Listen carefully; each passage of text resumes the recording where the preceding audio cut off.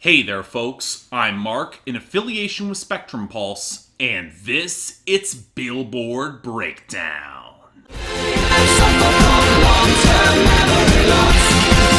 I don't remember. This week was weirder than I expected. I was gearing up for a big album bomb from Justin Bieber given the push he was making, but it looks like the public is slowly turning on him as much as I did. And in the meantime, Boogie with the Hoodie snuck up to make an even bigger splash, although whether or not that's a good thing is up for debate. Now what this has meant is that neither artist had quite enough songs to fit within my own album bomb rules, so yeah, steel yourselves for a long and ugly episode, folks. You've been warned. Now, of course, very little of this actually touches the top 10, where The Box by Roddy Ricch reinforces the ironclad grip on the number 1, where radio is finally caught up with the gargantuan streaming, and While Life Is Good by Future and Drake made inroads at number 2 thanks to a good YouTube week and even better sales. The streaming margin's just too wide. It can't quite close that radio gap just yet. Then we got Circles by Post Malone at number 3, which still has respectable sales to match the radio dominance, even though airplay seems to be hitting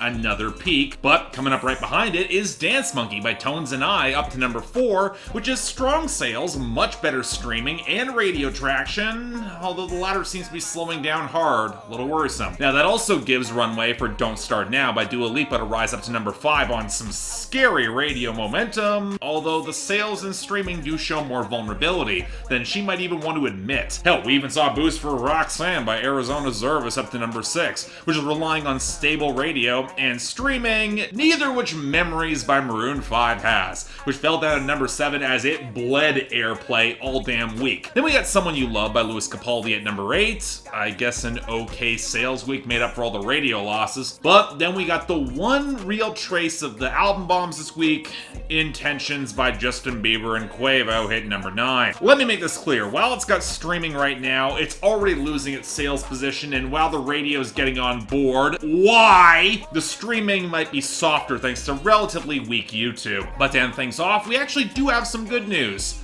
Blinding Lights by The Weeknd has hit number 10 on great sales and a radio surge. Yeah, streaming is a little bit weaker than I would prefer, but it's got real traction, and I'm hoping that it can stay consistent and capitalize on songs above it that are on the downturn. But while we're on that note, yeah, let's talk about our losers and dropouts. And it's not particularly good news in the latter category, because in the grand tradition of album bombs, we either got songs that are either borderline to hit the year-end list or just lost traction at the last moment that'll be forced off and miss it. Like Vibes by DaBaby, Heartache Medication by John Party, Hot by Young Thug featuring Gunna, Foot Soul Shuffle 2020 by Lil Uzi Vert, and most disappointingly for me, Even Though I'm Leaving by Luke Combs. And look, y'all know how much I love that song. Is one of the most textured and well-written mainstream country songs to chart in years, and I do think it's got a long shot for 2020, but the fact that they got forced off thanks to such underwritten mediocrity just fucking sucks. And honestly, that's kind of the story for a fair chunk of our losers here too. Pussy Fairy on the Way by Jhené Aiko at 99, Sugar by Brockhampton at 93, Bitch by Megan Thee Stallion at 88, Toes by DaBaby, Lil Baby, and Moneybagg Yo at 75, even Know Your Worth by Khalid and Disclosure off the debut last week down to 78. Now, I can't say the rest of our losers are good. Off the debut, Yikes by Nicki Minaj collapsed to 81, which is exactly what happens when you try to push glorified commercials. And then we just saw Suicidal by YNW Melly at 56, Bandit from the Late Juice WRLD and Youngboy Never Broke Again at 62, and Heartless by Diplo and Morgan Wallen at 83, so not all bad this is falling off. But again, when we get to our new arrivals, you might see why this isn't really an upgrade. And while we're on that note, we don't have any returns this week and only a couple gains, so let's blow through those pretty fast. What's Poppin' by Jack Harlow is up to 84, and I get the sneaking suspicion it's gonna rise higher. Chasing You by Morgan Wallen hits 71, and that same sort of suspicion has turned to dread. And I Hope You're Happy Now by Carly Pearson Lee Brice hit number 65 off the boost from the album. Frankly, a bit more of a boost than I expected, but we'll see how it all moves, and I hope at some point I can make the time to actually get around and hear that album. I've heard okay things. Well, anyway, we got 17 new arrivals, and over half of them are album bomb entries from really boring projects, so let's blow through as many as we can as quickly as we can, shall we? starting off with number 100, All Around Me by Justin Bieber. Oh yeah, yeah, yeah, yeah. I need you all around me. So I already reviewed the album from Justin Bieber and On the Pulse on my main channel, so I've got every incentive to keep this pretty brief, especially as the majority of his debuts were front-loaded to the very start of the album before everyone decided to get out while they still could. So, the album opener, with that really tinny guitar pickup that despite being swallowed up in reverb still clips the front of the mix off the piano, Justin Bieber rhyming loyal with spoiler, and perhaps the most awkward mispronunciation of the word ignore I have heard in a song that's trying to be relaxing, but really comes across as oversold and pleading. I mean, it's not a bad falsetto, but this is still a mediocre song. Next, number 98, Habitual by Justin Bieber. Not for a moment, but forever. No, it sounds untraditional, yeah. Now we got the next song on the album where he leans a little heavier on his falsetto before the standard fizzy, fidgety popping beat slides in, and Bieber describes his love as habitual. In other words, routine, regular. Kind of the opposite of unconventional and untraditional. This is a lot less radical than you might think, Bieber, especially with such a leaden melody behind it. Kind of a shame because I actually think it's a slightly better cut, at least in terms of atmosphere and delivery. Give this sort of instrumental to Jhené Aiko and imagine what could have been here, but as it is, I don't know, take it or leave it. Number 95, Cinderella Story by A Boogie with the Hoodie. It's something we should talk about, yeah, cause I might need you around me. The first thing I thought of when I saw that song title was Cinderella Man, a recovery-era Eminem song that I actually remember kind of liking. And then I thought of the Hilary Duff movie from the mid-2000s. You see where my mind's going? Shame both of those are better than this clunker, which is a post-breakup dirge with entirely too many ugly auto-tuned ad-libs and A Boogie unable to sustain any sort of consistent flow of a song with no clear melody. Now, granted, A Boogie is the type to try to juxtapose the cute morning text jokingly calling her ugly with lines about how it should all be secret, so why are you telling any of this in the song, saying that his vibe is her body, and he wonders why all she wants is expensive shoes, which is about the only tenuous tie we get to the Cinderella story. In other words, it's thoroughly mediocre and forgettable. Next, number 86, Come Around Me by Justin Bieber. When you come around me, do me like you miss me even though you've been with me.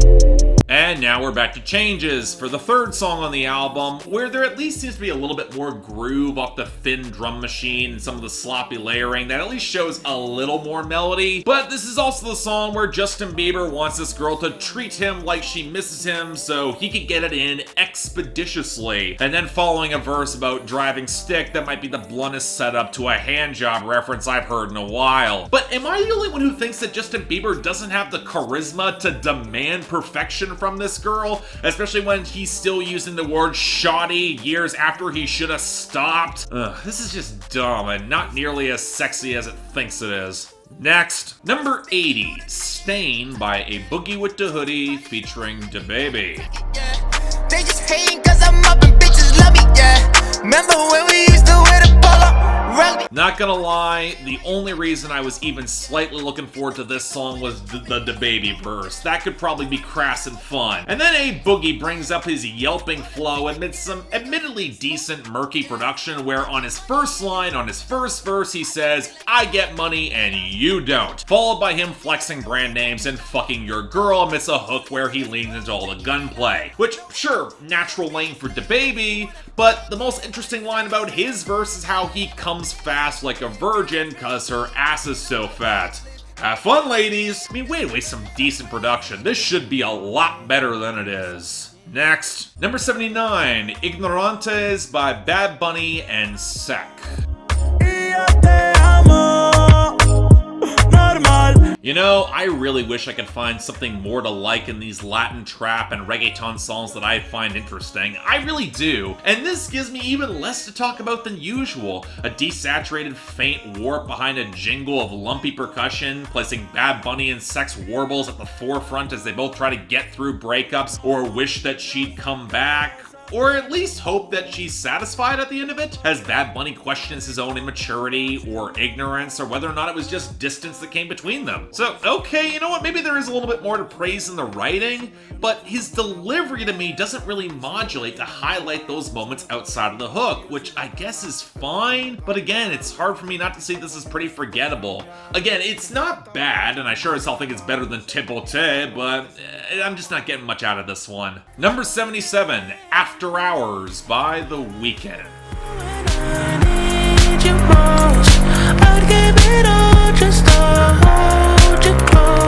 So The Weeknd has been 2 for 2 when it's come to singles. Yes, Heartless did grow on me, even if it's not nearly as fantastic as Blinding Lights. So I was curious about this new promo song, how it would land, especially getting Il Angelo back on production for some darker, trilogy-inspired grit and smolder. And you know what? With that spare percussion, the rougher vocal mixing, and the echoing murk that's allowed to crackle and expand naturally before the dance groove locks in, you can know exactly what sort of territory he is playing in. Shame the song never really gets out of park or delivers a truly explosive hook as he croons through what might be an apology, but not one that I find all that convincing. Because for as much as he's self-flagellating about his lies and his self-loathing, he throws more than a few shots at her as well, which shows that he's not really out of that older, darker mindset. If anything, he's going back to it. In other words, as much as I don't mind The Weeknd going back to the darker vibes of his mixtape era, if that's also going to come with Kissland era bloat, yeah, it's a bit worrisome. This isn't bad, but I don't see this sticking around at all. A little baffled why it's a promo single too. Number 73, Thug Love by A Boogie with the Hoodie. It's crazy, you're still pretty when you cry. Push your penny strings over to the side. Got a bunch of songs from A Boogie next, so let's blow through them pretty fast. Here, A Boogie picks up a guitar that I actually didn't mind, especially as he switches up around the heartbeat and the barking dogs to ramp up to a sharper groove, and then you're stuck with A Boogie in wallowing melancholy mold, which could really use for some sort of consistent or coherent narrative. I mean, for one, he professes it's not a love song, so why is he spending so much of the song brooding and complaining that's clearly trying to win her sympathy and then buy her a lot of brand names? Even despite the myriad times he's lied and cheated and shot people to the point where it's actively compromised her trust, and now he's showing up in people's nightmares? Just this misshapen song that doesn't get around how increasingly clunky A Boogie's flow is becoming. Kind of a shame, because I actually don't mind this production and sound much at all. Would have been nice to actually get a competent MC on top of it. Just saying. Number 66, Might Not Give Up by A Boogie with the Hoodie featuring Young Thug.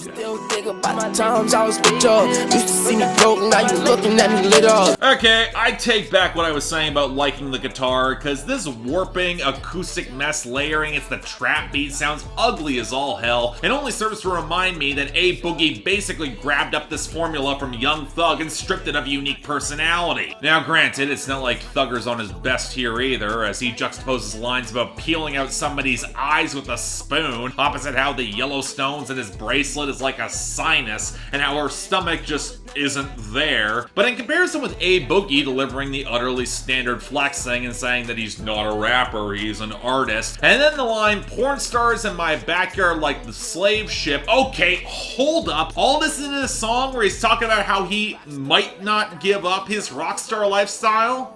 Was that ever in doubt? And was this song ever not a colossal void of charisma and a complete fucking turd all the way down? This sucks. Next, number 60, Go Stupid by Polo G featuring NLE Choppa and Stunna for Vegas. And I'm straight from the shop, but I ball like a king up in Cali and shoot like Stojakovic. Okay, pause for a second, Polo G. You don't have to go stupid. You had that song with Lil TJ that showed a much more conscious angle, and that song actually moved. You don't have to recruit NLE Choppa and Stunna for Vegas here. Nothing paused, didn't it? Well, okay, if you were wondering where Mike Will Made It has been, he's providing that clinking Ray Shrimmer retread with the chintzy pianos with a boost from Take Heed, which is kind of ironic because this song actually samples Watching Me by Ray Shrimmer and Kodak Black, and without a real hook, all three rappers are just gonna go off. And I mean, the verses, they're not bad in terms of structured flows and all the different ways that they're gonna rob and shoot you on their come up. But am I the only one who hears a lot of DaBaby and Stunna for Vegas? And just think, for as gory as NLE Choppa's trying to get, it's a lot of intensity without a lot of distinctive wordplay or unique potency. And then we could be getting Griselda in this place and be a lot better. I mean, this is fine, but when I'm not at all a fan of this beat, I'm just left wishing that Polo G had stayed with the smarter shit. He's a lot better in that lane. Just saying. Number 58, Me and My Guitar by A Boogie with the Hoodie. You can tell something is wrong, just leave me alone. Okay, Boogie, your record with your guitar has been pretty damn hit and miss thus far, so I don't have a lot of faith in this. And am I the only one who thinks that this plucky, chunky progression doesn't flatter anything? Especially when the leaden bass beat is way heavier and A Boogie is trying so damn hard to milk a Juice WRLD post-breakup riff with an even worse flow as he tries to pull Roddy Ricch-esque switch-ups on his verse, only end the song with a fucking chipmunk passage. Now, all this comes to the acknowledgement that the hook is probably the catchiest that we've gotten from him thus far, but it's also matched with a verse where he can't string together a coherent topic to save his life, replacing concerns about his friends stuck in prison alongside busting down his watches and complaining about women. It just doesn't help build any sort of real mood or vibe. It just feels like a complete mess of a song, but one that also seems just catchy enough to stick around. No guarantee it'd be a hit, but I can see it happening. Number 49, Dior by Pop Smoke. She like the way that I rock. She like the way that I woo. And she let it clap for a nigga. She let it clap for a nigga. So I said when Juice WRLD passed away that it's industrial grade awkward for me to talk about posthumous music from artists that I didn't really care for when they were alive, or even just new charting singles. And it wasn't like there were personal issues, I just didn't hear much out of Pop Smoke that really gripped me and that actually charted, and he was killed before he could really expand his following outside of New York. So with this, I don't know, a scratchy UK drill sound with a leaden beat and rubbery overmixed melodies where he calls himself a thought and then says he doesn't fuck with people because they're gay, before a hook that's all extended brand name shoutouts and not all that impressive of a flow. No, I'm sorry, I'm not on board. Rest in peace and prayers for his family and friends, but I can't get behind this song. Next. Number 48, Give No Fuck by Migos, Young Thug, and Travis Scott. We don't get no fuck shit out in public, and we run shit. So apparently this is the lead-off single for Migos' Culture 3. I have no idea how much anyone's anticipating that, given that trap has slid towards more melody and tangled flows beyond the standard triplet, but this would be an ideal time for the trio to reassert themselves, and oh my god, why does the production sound so cheap and clumsy? This is a synth tone that would have been on Young Rich Nation. The percussion is overweight, and I'm fairly certain that Offset's vocal pickup was malfunctioning mid-verse. But it's not even just that. Not only does it sound like Young Thug and Travis phoned in their verses, all for Thugger to get Harriet Tubman'd up alongside some of his laziest ever bars, but there's absolutely no flair or interesting excess to the one verse shared by all three members of Migos. I've seen some aghast fans call this a parody of a Migos song, and while I won't go that far, although that Offset line, Golden Toilet, I took me a rich shit, it's close, it's absolutely a regression, and the sort of song that immediately makes me think that the trio could be running out of steam and fast. What alarms me is that this came right the fuck out of nowhere. With Pure Water was a great banger from last year, and Stir Fry from the year before, that was from Culture 2, and that album wasn't any good. But what the fuck happened that took this back to 2015? So yeah, pretty bad. Next, number 46, To Die For by Sam Smith. Holding hands on the runway, they're all posing in a picture frame while my walls crashing down. Okay, out of the trap for a little bit with a new song from Sam Smith, the title track for their upcoming album. And really, while I was a little bit lukewarm on how many synthetic layers were draped over their voice, especially opposite some otherwise organic swell in the piano and strings and the gentle muffled patter of the beat, I do like the longing sentiment of the song that Sam Smith can sell effectively, where they just want that real affection that they see for everyone else around them, when internally, for them, it's a lot worse. Now, I do think the muffled Donnie Darko samples are a little on the nose, and I'm not really sure the huskiness really flatters Sam Smith's delivery as much as the more organic, soulful side, but otherwise, you know what, it's muted, tasteful, they can sell it well, so yeah, I'll support this. Good song. Check it out. Number 24, Forever by Justin Bieber featuring Post Malone and Clever. Ever waking up all alone ain't better.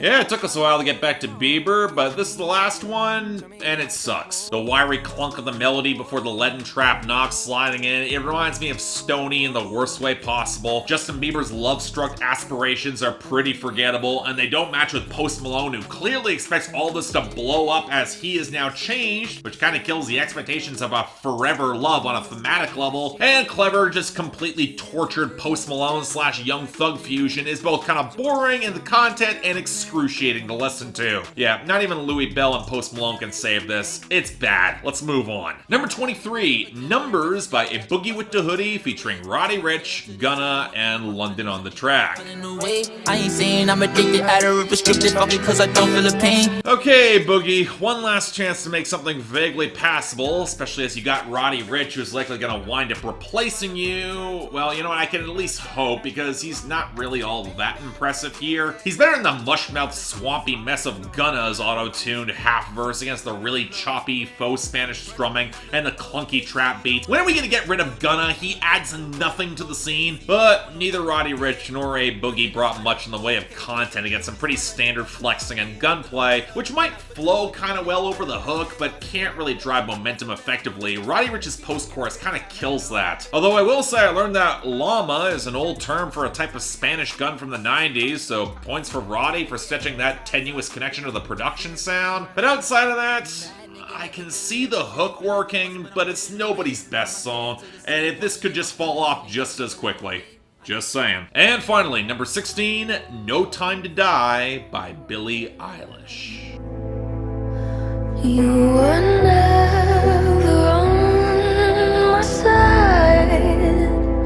So I'll admit, I was actually really looking forward to what Billie Eilish would deliver as the new Bond theme. She's not the obvious pick, but the minor key melancholic ballad is a weapon in her arsenal, and hell, it can't be worse than what Sam Smith did for Spectre 5 years ago. Now granted, you go back a bit further, and she is competing with Adele's Skyfall, which you can argue is among some of the all-time best Bond themes, and yet I think Billie's actually pretty credible here, mostly through leaning into the hazy, jazz-inflected atmosphere with the hints of darker horns, muffled pianos, the strings swell at precisely the right time courtesy of Hans Zimmer, some of the spare rumbles of percussion, and Johnny Marr of the Smiths on guitar there. Now, because I'm me, I recognize some of the piano melody at the start as reminiscent of All Grown Up from the off-Broadway musical Bear, a pop opera, but that's a minor quibble in comparison with Billie just selling a song questioning misplaced trust in a relationship where she won't allow that pain to be fully exposed in the face of such a betrayal. She can easily play the femme fatale here with the best of them,